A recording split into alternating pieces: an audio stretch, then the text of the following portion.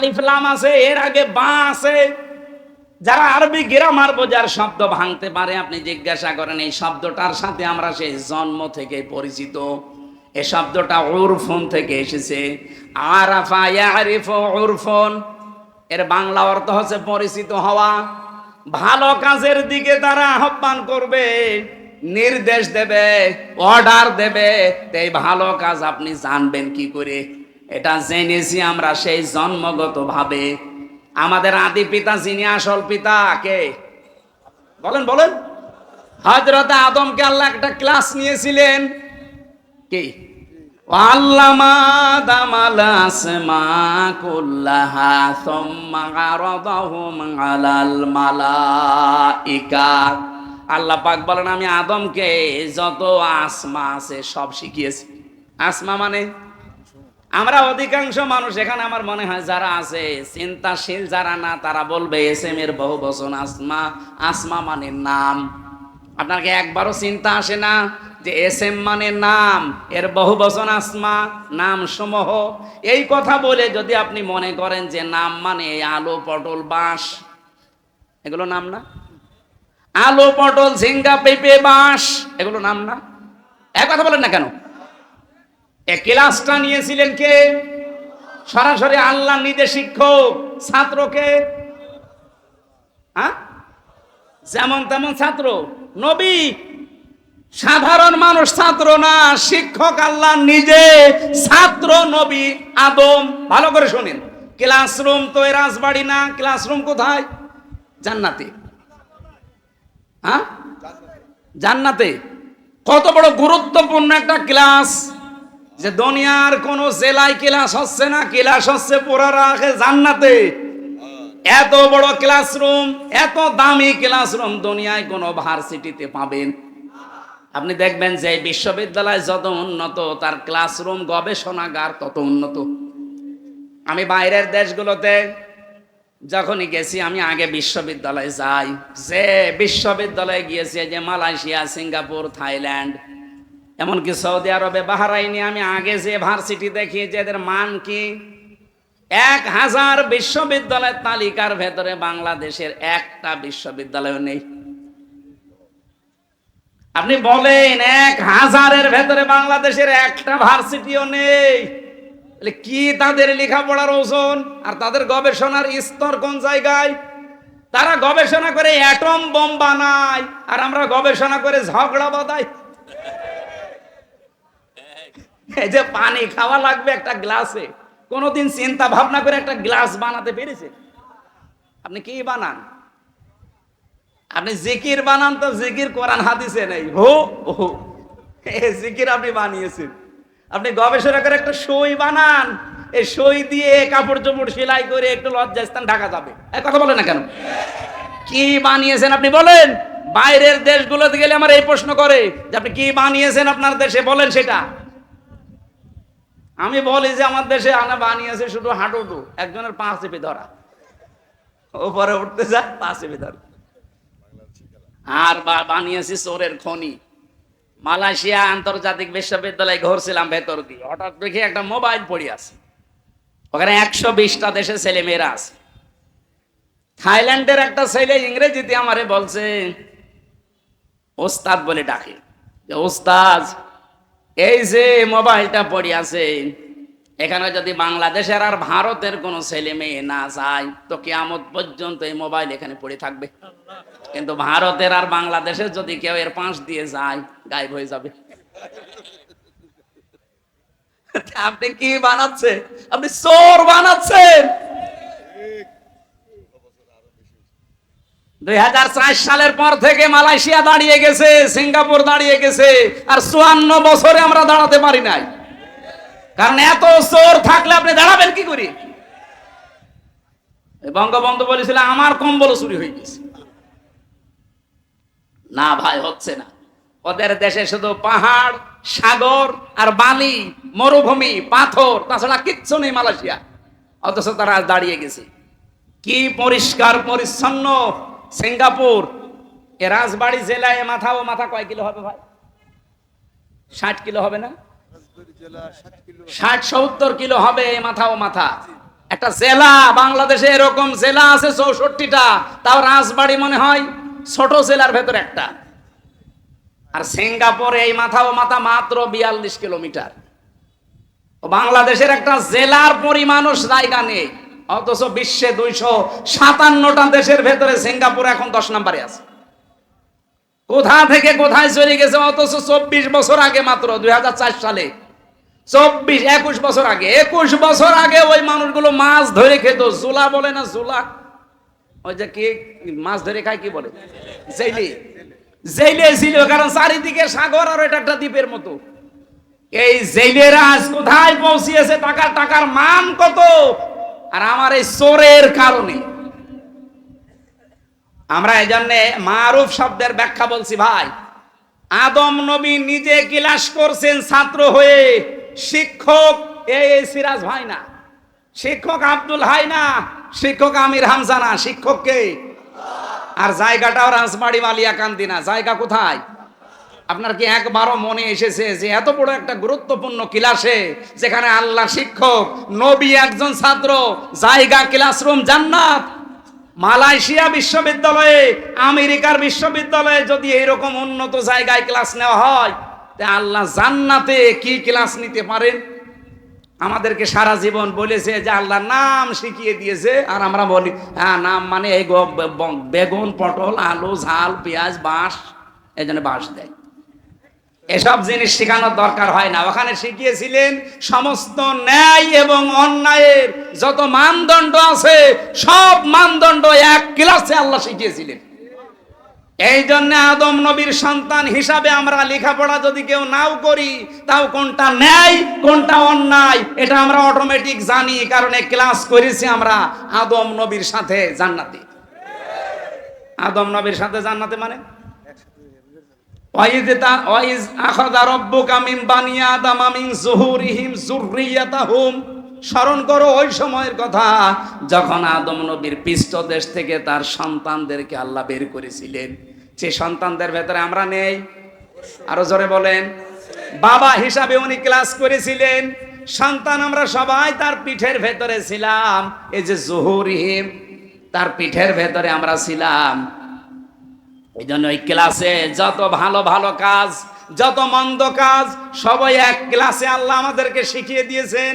এই জন্য দেখবেন দুনিয়ায় আসার পরে কেউ যদি লেখাপড়া নাও করে, জ্ঞান অর্জন নাও করে, তাও কিন্তু জানে যে এটা ভালো এটা মন্দ, এটা তাকে জানিয়েছে কে?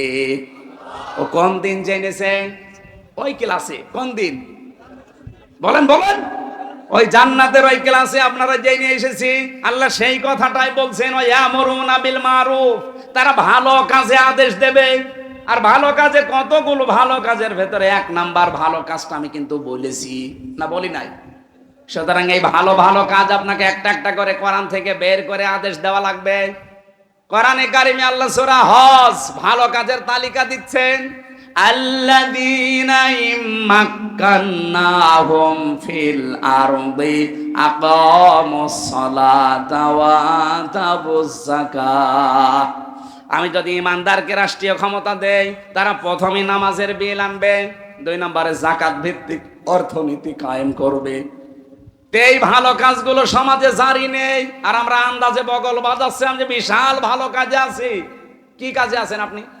আজ 54 বছর হয়ে গেল এদেশে নামাজ কায়েম হয়নি, যাকাত ভিত্তিক অর্থনীতি আমরা দেখতে পাইনি, অথচ সুদ ভিত্তিক অর্থনীতি দেখেছি এবং চলছেও। এই কথা বলেন না কেন? সুদের সর্বনিম্ন গুনাহ হচ্ছে মায়ের সাথে জিনা করা, আর বড় গুনাহ হচ্ছে আল্লাহ এবং রাসূলের সাথে যুদ্ধ করা। এত বড় কঠিন কাজ এই দেশে চলছে, আর আমরা বলছি দুনিয়ার কোন ঝামেলায় আমি নেই, আমি আছি লা ইলাহা ইল্লাল্লাহ, কাউকে কিছু বলবো না। আপনারা জিকির নেওয়ার জন্য আল্লাহ বসে আছে না? ভালো কাজ যেগুলো জেনে এসেছেন ওই ক্লাস থেকে, ওই ক্লাসের ভালো কাজ আপনিও জানেন আমিও জানি। আপনি প্রকাশ করছেন না, আমি প্রকাশ করে দিচ্ছি। মা বাবার সাথে ভালো আচরণ করাই ভালো কাজ না? এক কথা বলেন না কেন? দুঃখী মানুষের পাশে যাওয়া ভালো কাজ না? সবচাইতে ভালো কাজ পৃথিবীতে 7টা, এদিকে তাকান। এই পৃথিবীতে সবচাইতে বড় ভালো ভালো কাজ আমার আল্লাহ কোরআনে দিয়েছেন 7টা। নাকি শেষ করে দেব? এটা সূরা বালাদের ভেতরে পাবেন। আল্লাহ বলেন এই ভালো কাজে মানুষ যেতে চায় না। এদিকে তাকান। ফালাকতা হামাল আকাবাতা ওয়া মা আদরাকা মাল আকাবা। না, সে তো গিরিপথ পার করতে রাজি না। আপনি জানেন গিরিপথ কি, আকাবা কি জানেন? ফাক্কু রাকাবা, এটা হচ্ছে দাস মুক্ত করুন। কিসের দাস? মানুষ মানুষের গোলামি করবে, দাসত্ব করবে না, এটা হতে দেওয়া যায় না। মানুষের গোলামি থেকে, দাসত্ব থেকে যারা মুক্ত করতে চায়, এইটাই ভালো কাজ। বাংলাদেশে কে এই কাজ করে আপনি দেখেন না? আমরা চাই এই দেশে আল্লাহর জমিনে আল্লাহর আইন চলবে, আল্লাহর বানানো মানুষ আল্লাহর সিদ্ধান্তে চলবে। মানুষের তৈরি করা দাসত্ব আইন করবে কোন কারণে? মানুষের গোলামি করবে কোন কারণে? আজ এই দেশে যারা মানুষের তৈরি করা আইন থেকে আল্লাহর গোলামির দিকে ডাকতে চায়, তারা ভালো কাজে আছে। এটা আমি বানালাম। বলেন, আও ইউতামুন ফি ইয়াউমিন দি মাসগাবা, যারা দুর্ভিক্ষের সময় অসহায় মানুষের সামনে যে খাবারের ব্যবস্থা করে, আপনি নিজে নিরপেক্ষ দৃষ্টি দিয়ে বলেন বাংলাদেশে 54 বছরে এই কাজগুলোতে কারা আঞ্জাম দিয়েছে?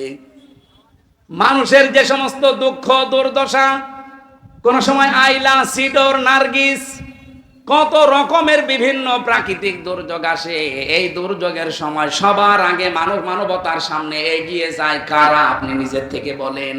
ইয়াতীমানদা মাকরাবা, যারা নিকট আত্মীয় এতিম, এদের সামনে যারা দাঁড়ায়, এদের পাশে যে যারা দাঁড়ায়, কত মানুষ আমরা এখানে হাসি বসে আছি, নামাজি বসে আছি, নিজের আপন বোন গরিব, এজন্য পরিচয় দেয় না। আর রাজবাড়িতে ওই ধর্মীয় বোন পাতিয়েছে, ধর্ম বোন, সেখানে মাসে 3 বার করে যায়।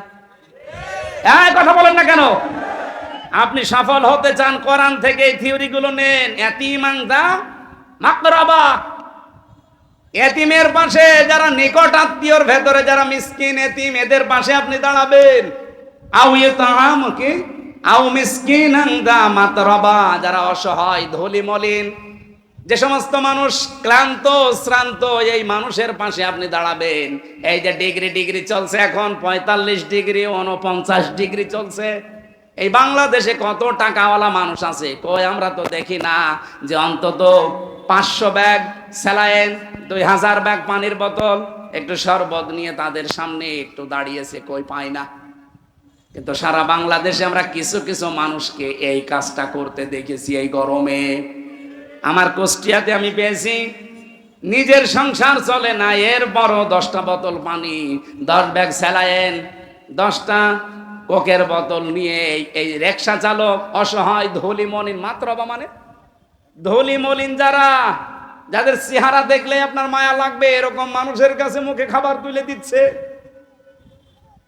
সুম্মা কানা মিনাল্লাযিনা আমানু ওয়া তাওয়াসাউ বিস-সাবরি ওয়া তাওয়াসাউ বিল মারহামা উলাইকা আসহাবুল মাইমানা। এদের আরো কিছু কাজ আছে, তারা ঈমান আনে, সৎ কাজে তারা আদেশ করে এবং ধৈর্যের পরিচয় দেয় নিজেদের কাজকর্মে। শুধু ধৈর্যের পরিচয় দেয় না, নিজেদের ভেতরে রহম দিল হওয়ার মতো ধৈর্য সহ্য তৈরি করে।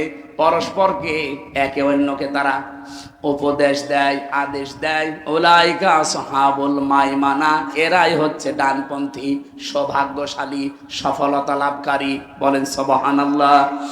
এই গুণগুলো আল্লাহ পাক কোরআন থেকে সাহাবা একরামকে দিয়েছিলেন। আমরাও সব পথে নেই। আপনি এই মারুফের সাথে পরিচিত, আবার বলছি, নিজে আছেন কিন্তু মারুফ আপনি করেন না।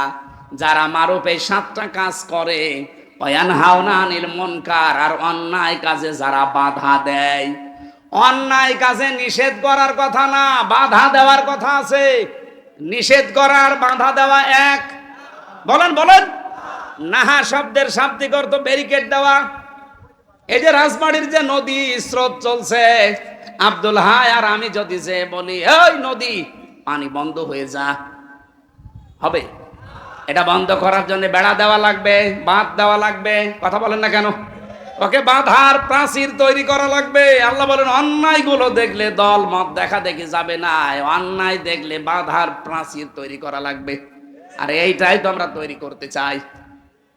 আর আপনি এটা তৈরি করতে গেলে বলেন না এ কাজ অমুক দলের মানে ওই দলই তো আসল দল। ওয়ানহাউনা আনিল মুনকার, যারা করে অন্যায় কাজ দেখলে সীসা গলা প্রাচীরের মতো যারা বাধা দেয়, আল্লাহ বলেন ইন্নাল্লাহা ইউহিব্বুল্লাযীনা ইউকাতিলুনা ফি সাবিলিহি সাফফান কাআন্নাহুম বুনিয়ানুম মারসুস। অবশ্যই আমি আল্লাহ ভালোবাসি যারা সীসা গলা প্রাচীরের মতো ঐক্যবদ্ধ হয়ে আল্লাহর দ্বীন সশস্ত্রভাবে কায়েম করার জন্য ঐক্যবদ্ধ থাকে।